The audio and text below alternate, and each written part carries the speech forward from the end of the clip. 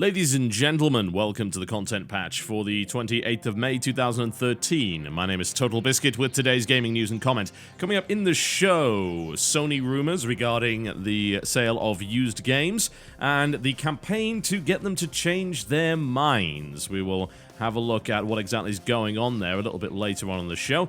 Also, since it's a fairly slow news day, with Memorial Day being yesterday, and yes, my shows are recorded 24 hours in advance, we will be looking at a list of bundles as well as, of course, the releases this Tuesday. Sounds like a good idea, so let's get to it.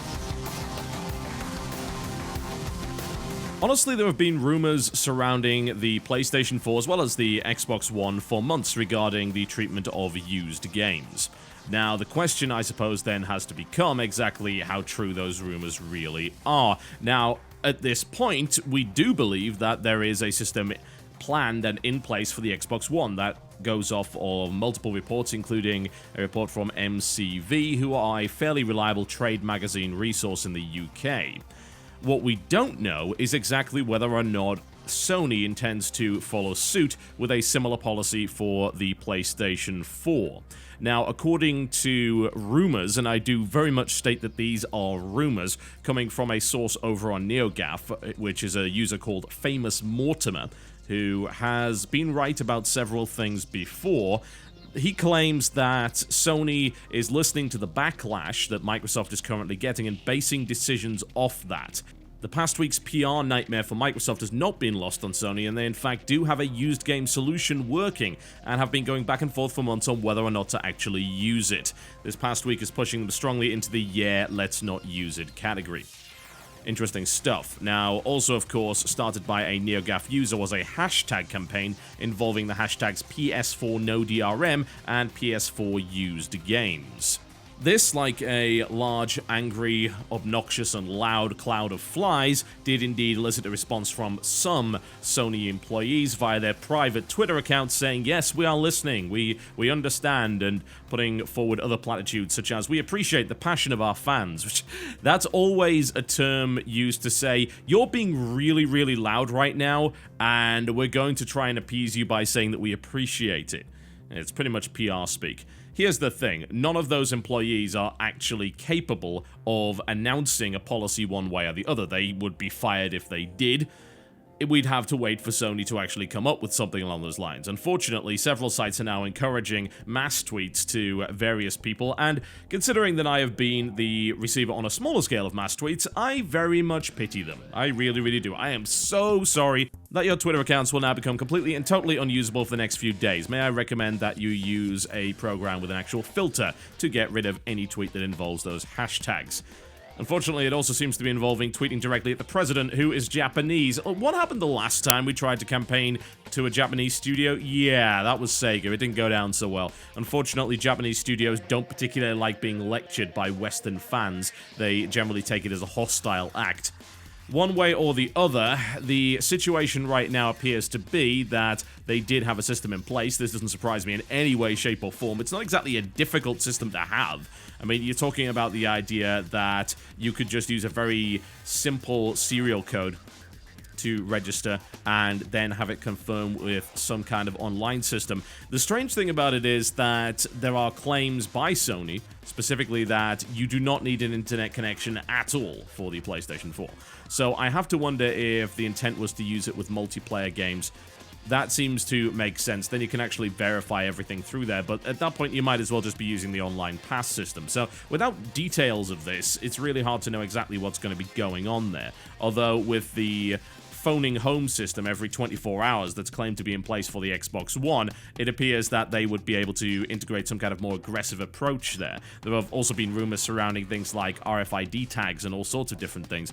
But one way or the other, it's good to know that they're thinking that this is not a very good idea, but it doesn't really have an awful lot to do with this hashtag campaign, let's be completely frank. Here's the thing, I've said this for years on the channel, and I very much believe this.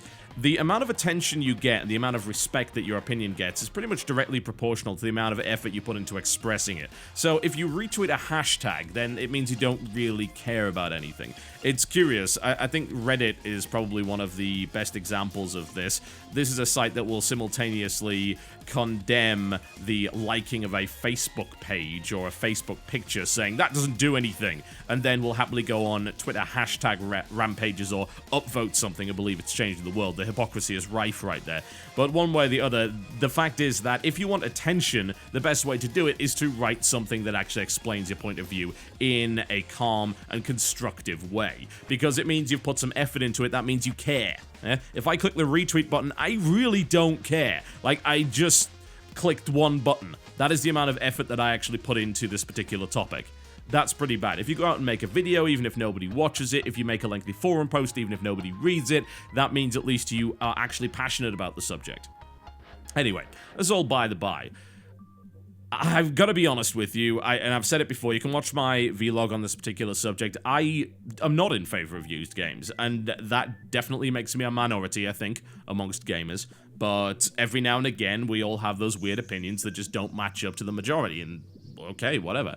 The thing is that it's a very, very dangerous and thorny subject to get around, especially when it comes to corporations, because as soon as they even mention anything about it, instantly the accusations of greedy and wanting control over the space and so on and so forth, and wanting to raise prices and monopoly, which is the stupidest term I've ever heard.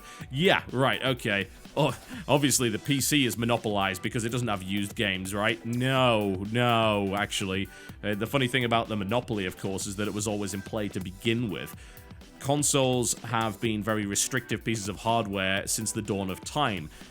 You can't get a disc to run without some pretty serious hacking and cracking and nonsense on a machine like that without the approval of Microsoft or Sony or Nintendo. It's been that way ever since the NES. There were ways to run dodgy cartridges on, say, an Atari and things like that, but after that, things got locked down. They decided not to allow that kind of stuff. So this stuff's always been in effect. This is simply a case of extending that, and more to the point, there's never been a monopoly in the traditional sense of the word. Games were not always sold through one place or one particular venue. Even on PC, where Steam is dominant, they're still not sold through one particular place or venue. Anyway, we will see what comes out of this. So far, there's been no official announcement whatsoever from Sony on this particular subject. It does seem likely that they will try and back off for a while, and it seems almost sensible to do that. I think that continuing with the online pass system probably makes sense. I do genuinely believe that it's not actually hurting them in any way, shape, or form to continue to do that. Probably quite the opposite. But there are some companies that are backing off it, including EA right now. So we'll see where that decides to go, and we will wait for official announcements from both, which will most likely happen around E3. Alright, it's Tuesday, ladies and gentlemen, so we should probably have a look at the games which are coming out this week. Tuesday being the usual release date for stuff in the US, and then Thursday to Friday in the EU and the UK. So, let's kick it off, shall we? The big two releases this week in terms of AAAs have got to be Fuse, which is the first multi-platform release from Insomniac, which is pretty cool in and of itself. However, some people have very much complained that the game has been, let's just say, neutered since its original title of Overstrike, which was looking very, very cartoony indeed and very much over the top. It seems like they've toned it down somewhat, and they blame EA for that. A lot of orange, a lot of men with guns on the front of this particular box here, unfortunately. But we will see how it turns out. It still looks fairly good based on the trailers. A lot of fighting robots. There seems to be some kind of giant robot beard mech thing going on. Again, really not so sure what's going on there, but it's a third-person shooter with an emphasis on co-op, and I'm intrigued to see if it ends up being any good. Probably the most anticipated release of the week. Admittedly, enthusiasm is somewhat muted as a result of the perceived EA dumbing down of the title. We've also got Grid 2, also coming out on May the 28th. That's coming out for PC, Xbox 360, PlayStation 3, and this is, of course, the sequel to Grid by Codemasters, which was a race driver game and was pretty good. I mean, the original Race Driver was a great game, and then, of course, you had Race Driver Grid, and then Grid 2. It's going to be one of those games which is designed to be a melding of simulation and arcade. It kind of straddles the line in between those two things. If it's anything like the original Grid, I'll probably love the bloody thing. I do have a copy of it. I'm just waiting for it to unlock with release. It wasn't a pre-release copy, so we will see how that one turns out. But it should be fairly exciting for racing fans regardless. Now, onto the subject of a couple of other things. There's an interesting PC release this week on May the 29th by the name of Wargame Air-Land Battle, which is exactly what it says on the tin. Pseudo-sequel to Wargame, which is by the same company, Eugen Systems, that also did Ruse, which I very much liked back in the day. Wargame didn't seem to get as much traction, although it's a little bit more realistic. I have not tried either of those games, really, to a great degree. The last time I tried to play Wargame, the game actually bugged out twice during the tutorial level, and I couldn't get any further than that, so I basically flat-out gave up at that point. It does seem like a more multiplayer-focused title, and it reminds me a little bit of World in Conflict, though a little bit more realistic and simulation-based, a little bit less in terms of the actual action and big high-fidelity pyrotechnics, but it may very well be an interesting multiplayer experience. Now, what else is there? If you want to pick up some stuff that is a little bit old, but still very interesting, we've got PlayStation 2 Classics release of The Warriors, which was a fun game. We also have a 3DSware release of Legend of Zelda Oracle of Ages and Oracle of Seasons, which were Game Boy Color games, if I recall correctly. And there's also a new Denpa Men game, so that's always worth looking at. The Wii U is getting a couple of Virtual Console titles, including Spelunker, Ghosts and Goblins, and Mega Man X. And The Swapper is coming out on May the 30th for PC. Keep an eye on this one, folks, if you're into puzzle platformers, because this is another one of those games that was basically developed by one guy. It is gorgeous, and it's got some really cool ideas behind it. By a company called Facepalm Games, which may very well be the worst name I have ever heard. But regardless, I think that should be one you keep an eye on. I will try and get you a video around the time of release, which is coincidentally when the embargo lifts. And finally, let's have a look at a couple of indie bundles. There's really not a lot else to talk about today, so hopefully the news will kick back into high gear tomorrow. Talk about a couple of different bundles that you might not know about, as well as one that you may. There is the Humble Weekly Sale going on. That's actually for Alan Wake. Damn good deal as far as I'm concerned. It's currently raised over $500,000, which is excellent. Now, bear in mind that both of these games are actually really good PC ports, and very much an about-face from Remedy, where they originally said, our game is best experienced on a console, on a couch, and then a couple of years later they turned around and basically said, yeah, we're sorry, we got it wrong. Here's a good PC version. I mean, this is one of the only third-person games that I know of that has an FOV slider. Very, very good PC version indeed. Includes Alan Wake's American Nightmare, as well as the original Alan Wake and the soundtrack, so it's basically the collector's edition of this, and I would strongly recommend that you have a look at it. You can essentially pay what you want for this title. Average purchase price for this is currently $2.24, which is actually pathetic, I might add. That's really, really bad, considering that these games are worth way more than that. I'm not really sure what's going on there. But regardless, they did at least still make $500,000 that they might not have gotten otherwise, so I suppose it really is up to Remedy to say whether or not that's actually a win for them. Currently, 2 days left on that particular sale, so you do have time to check it out and make sure that you grab it for hopefully a more reasonable price than that. It's definitely worth more than $2. Jesus, guys, come on. Now, if you want a really cheap bundle, this one is from Bundle Stars, and they've actually priced this at a ludicrously low amount initially. This is not a pay-what-you-want model, it's just you pay 98 cents, and this is going on for the next couple of weeks. It involves Post-Apocalyptic Mayhem, Robin Hood, The Legend of Sherwood, Pacific Storm, and Rip Trilogy. Now, this, in my opinion, is worth it for Pam, because Pam is really fun. Post-Apocalyptic Mayhem is a really cool racing game that's had a lot of content added to it since, and it's got a variety of different vehicles, which have a variety of different weird weapons. It's actually a lot of fun. It doesn't have that many tracks, but it's pretty cool. Robin Hood, The Legend of Sherwood is a strategy game. It's kind of like Commandos, if you remember that.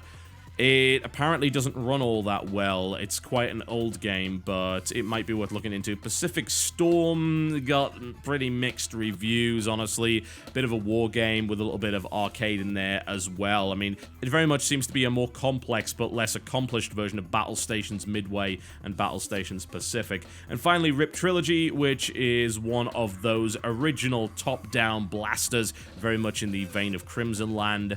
I mean, that in itself is worth having a look at if you just want a little bit of fun. And again, it's 98 cents, so you might find something to like in there.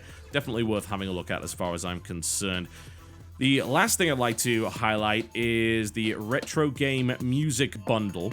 So this is currently available and gets you for $1 the soundtracks of Myst, which is the remastered 20th anniversary edition, Duke Nukem 3D, 7th Guest, 11th Hour, Jazz Jackrabbit 1 and 2, and Tyrion. A lot of Alexander Brandon music in there. If you pay $10, you get a bunch more, including Shadow Warrior, Duke Nukem 2, another Jazz Jackrabbit game, Double Dragon Neon, great soundtrack there, Major Striker, Cosmos Cosmic Adventure, Wacky Wheels, Alter Ego, Edge, Magnetus, Lava Blade, and Duke Nukem 3D's remix. So, pretty cool there. And there's also a leaderboard prize to get a personal message from John St. John, which is pretty cool. A nice little bundle there. I like to highlight the music bundles every now and again because it's always good to see these guys actually getting some recognition. They very rarely do. The links to all of these things are in the description below this video. Alright folks, that is me done for the day. Thank you very much for watching the content patch. Hopefully we'll have some better news tomorrow. But before we go, let's have a little look at some OC Remix track of the day, shall we? I see no reason why not. One of the best tracks to ever grace OC Remix, in my opinion. A collaboration between two absolutely fantastic artists, the original composer behind the original Deus Ex, Alexander Brandon, and Big Giant Circles, who was involved in Mass Effect and many, many more things within the game remix scene. Putting both of those in one music track seems unfair, but we're going to do it anyway.